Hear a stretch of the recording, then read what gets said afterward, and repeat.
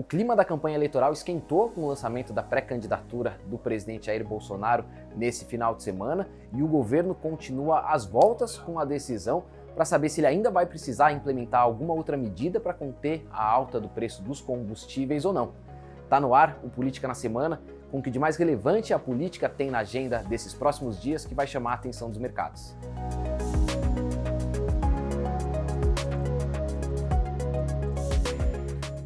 Eu sou o Paulo Gama, do time de análise política da XP Investimentos, e vou comentar um pouco sobre o que é que a gente tem na agenda da política nessa semana que vai chamar a atenção dos mercados. Como eu mencionei, esse final de semana foi marcado pelo evento de lançamento da pré-candidatura do presidente Jair Bolsonaro. O PL, que é o partido dele, mudou um pouquinho a cara do evento para não ter problemas com a justiça eleitoral, mas o evento acabou sendo, de fato, esse lançamento, esse anúncio da pré-candidatura do presidente. O que a gente tem de principal é tentar entender um pouquinho o que é que o discurso dele anuncia ali para frente. E ele tem, segundo o que a gente tem conversado ali com a turma da campanha, dois principais caminhos para tentar recuperar um pouco das intenções de voto e chegar em outubro numa situação mais competitiva do que a de agora. Um desses caminhos foi o principal adotado por ele agora nesse discurso do fim de semana, que é tentar reacender o antipetismo que o levou ao Palácio do Planalto em 2018 e trazer de volta alguns dos eleitores que se desgarraram dele nesse processo, nesses 3 anos e meio de governo. O presidente tem um segundo caminho também que ele enunciou ali no discurso, embora não tenha sido o ponto principal dele,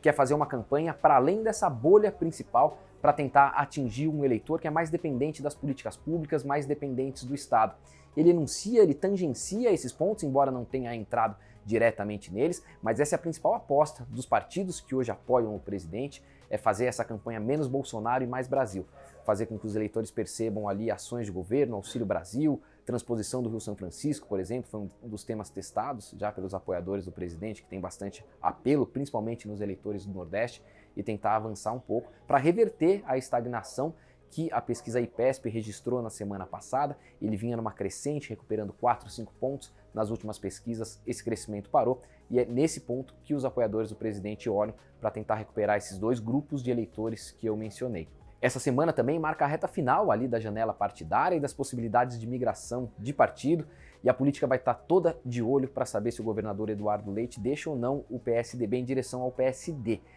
Os indicativos até agora são os de permanência dele no PSDB, o que, por um lado, cria uma pedra no sapato ali para a candidatura do governador de São Paulo, João Dória, porque os dois vão permanecer disputando ali a vaga do PSDB para concorrer à presidência da República, embora Dória tenha vencido as prévias de novembro do ano passado.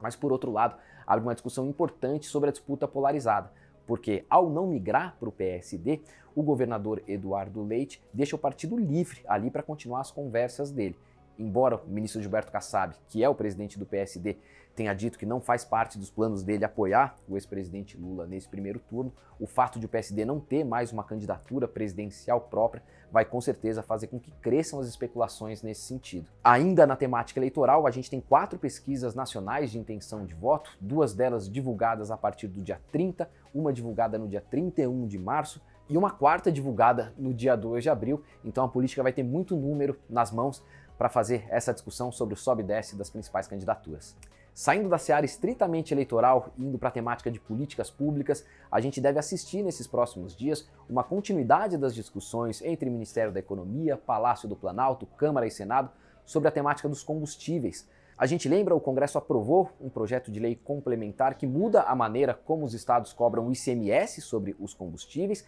e que também tira o PIS/COFINS cobrado sobre o diesel, um tributo federal. O Ministério da Economia considera isso como suficiente, espera aguardar um pouco o decorrer aí dos próximos dias para saber se vão ter mais oscilação no preço do petróleo ou não, enquanto a ala política ali do governo continua pressionando por mais medidas, ainda que isso signifique renúncia de receita ou algum tipo de gasto do governo. A gente deve ver nessa semana essa temática se intensificar, a gente já vem discutindo isso há bastante tempo, mas como nenhuma decisão foi tomada ainda, a discussão permanece e talvez seja esse o ponto mais relevante ali que o mercado tem olhado nessas discussões fora da eleição. Por fim, atenção, como sempre, às discussões no Congresso. A gente lembra, é um período de proximidade aí das eleições, deputados e senadores estão com a cabeça mais nos projetos de lei que podem trazer algum tipo de benefício eleitoral para eles do que propriamente em grandes discussões, e aí sempre tem algum tipo de risco de gastos excessivos, de renúncia de receita, que tem rondado ali as discussões na Câmara e no Senado e merecem ter a nossa atenção também. São esses, então, os principais pontos da política que o mercado vai prestar atenção nesses próximos dias. A gente vai ficar de olho neles e eu volto na próxima segunda-feira. Até lá!